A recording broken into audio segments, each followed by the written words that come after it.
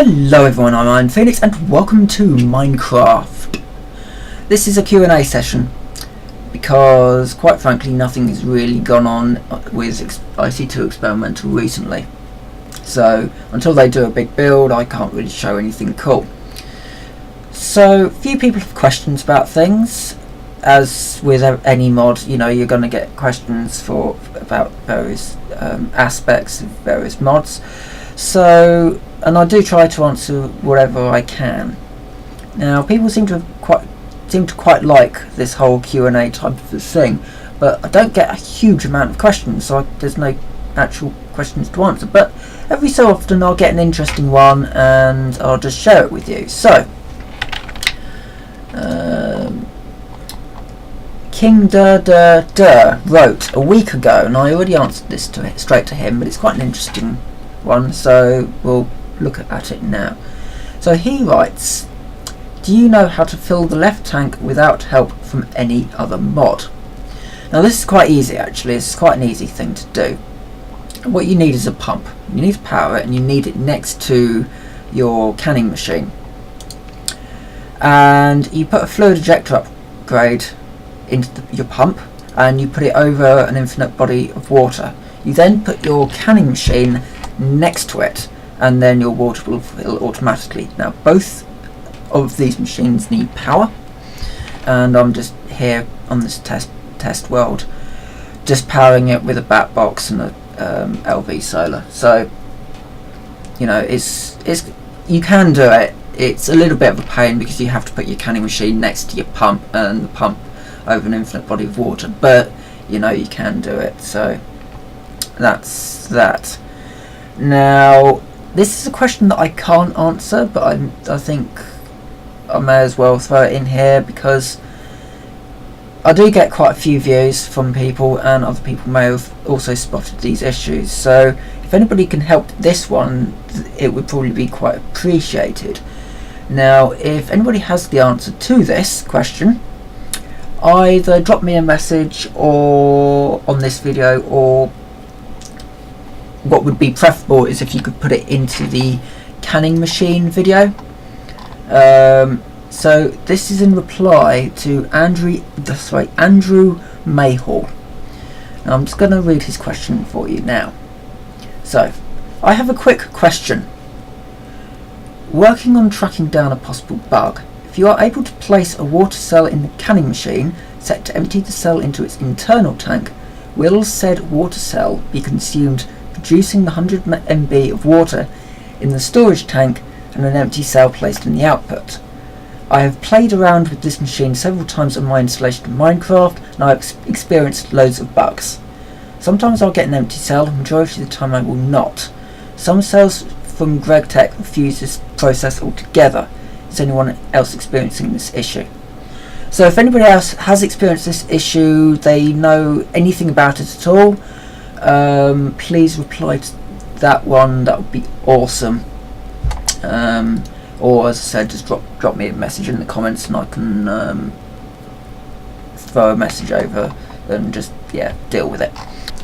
So if anybody's got any questions, please ask. I've got no problems at all with questions about Minecraft, because actually I quite like doing these videos and I quite like just getting all the information into one area. So yeah, so if you've got a question, please ask and I'll do Q&A sessions and all kinds of other things. In a minute we're going to be looking at some Railcraft and some Industrialcraft, some water mills and some protections around reactors. But for now I will say thank you for watching and I will see you, well, in a minute, but also next time if you don't necessarily want to sit through me talking about awesome stuff on servers. So for all those cool people out there who keep watching, see you in a second.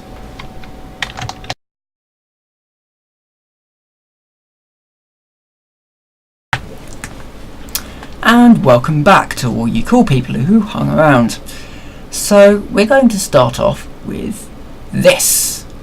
This was the damage that was done by a 6-cell nuclear reactor. There was a little bit more damage done. I had to spray some of the seafoam on the ceiling. All the glass was knocked out, but that reactor there survived. Now, I didn't blow up this reactor. Somebody broke into my place, stole a load of stuff, took the coolant out of the reactor and then turned it on, and caused quite a lot of damage. I think the most annoying thing that happened was that he took out my door control, which meant that all the doors were jammed shut until I rectified that. So all in all, it didn't do a whole lot of damage. Now keep that in mind, because we're going to be going to spawn in a second, and I'm going to be showing you something else that I'm doing. So, Railcraft. We have implemented Railcraft into the spawn, and there's a tunnel that goes from about somewhere around here to somewhere around here. And you can, grab a locomotive and chug along this thing, and it's kind of awesome. We've got a train station that's been built by Alex at the end, and there's a couple of sidings if you want to just park your trains out of the way. I think there's one public one and one for my train, because I'm constantly testing stuff, so I quite like to have just somewhere I can just park the train for a minute out of the way. And we will also have a proper sort of train storage area down there. And we've kind of got this area here, which is sort of Railcraft-ish area, separate from the train station over there. Let's talk about watermills. So, some of you may know about the water cube. Now, the water cube was a joke, really. The water is designed so that it always falls around the watermills. So these blocks here that go into the water here, they go all the way in to force the water to fall down on top of the watermill below them, and then flow around them. And then these will have bat boxes attached to them, so I'll need 6 more bat boxes, and then probably hook that into an MFE.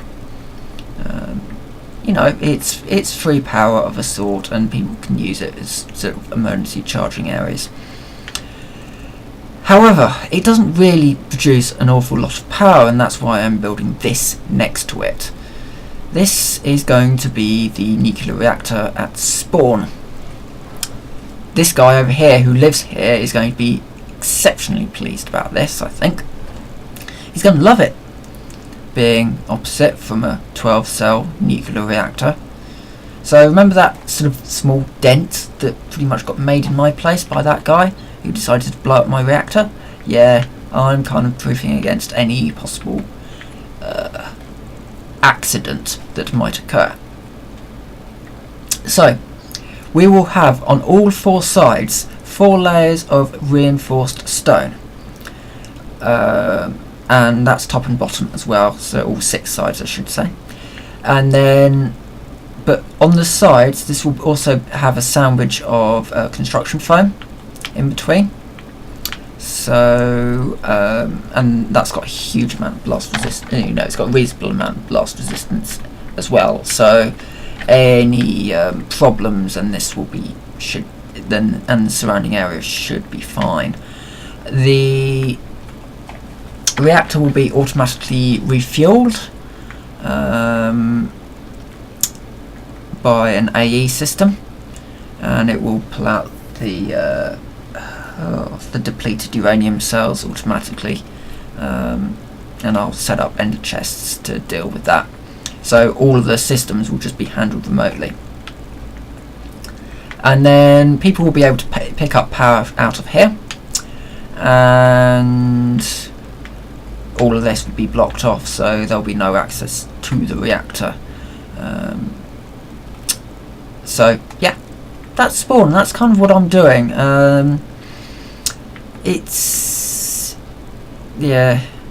That would be a floor of construction foam as well, so it'll be all construction foam inside the reactor, inside the main containment vessel, and then we'll have these layers coming out, because there have been a few actual accidental explosions on the server. There's been 2 reactors exploding, I believe, One guy thought that it would be a really good idea to move the coolant around into a new, better configuration, and it really didn't work out for him. And someone else, yeah, we don't actually know why his exploded.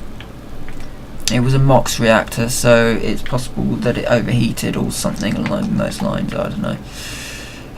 Still to this day we're not really quite sure why that one exploded, but it did do a huge amount of damage, and it did. And you never know, I might upgrade this one to be MOX at some point. I haven't decided yet. So anyway, that's it from me. Thank you for watching, all you cool people who stuck around to watch this part of the video. The secret bonus track. So yeah, thanks for watching, and I will see you next time.